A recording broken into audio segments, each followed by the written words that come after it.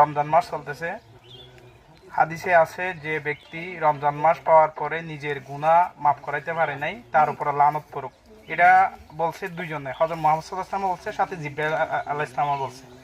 তাইলে রমজান মাস এমন একটা মাস যে মাসে আমরা চাইলে আল্লাহর কাছে আল্লাহ যেভাবে বলছে, রাসূল সাল্লাল্লাহু আলাইহি ওয়াসাল্লাম যেভাবে বলছে এভাবে যদি আমরা ইবাদত করি, রোজা রাখি, নামাজ পড়ি, দান সাদকা করি, তাহলে আমাদের গুনাহ আল্লাহ মাফ করে দিবে।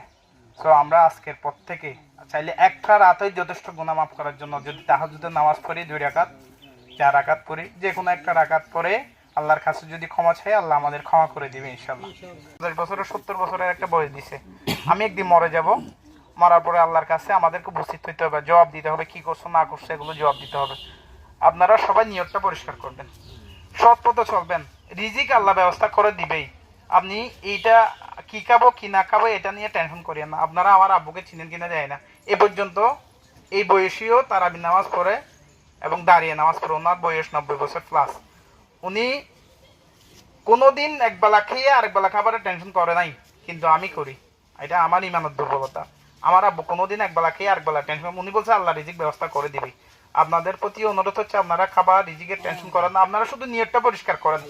আর প্রত্যেকের একটা বিশেষ অনুরোধ, প্রত্যেকের ঘরে আপনাদের ঘরে প্রত্যেকটা ছেলে সন্তান আছে, বাচ্চা আছে, আছে না? দেখেন, বাচ্চাদেরকে পড়ালেখা করাইতে হবে।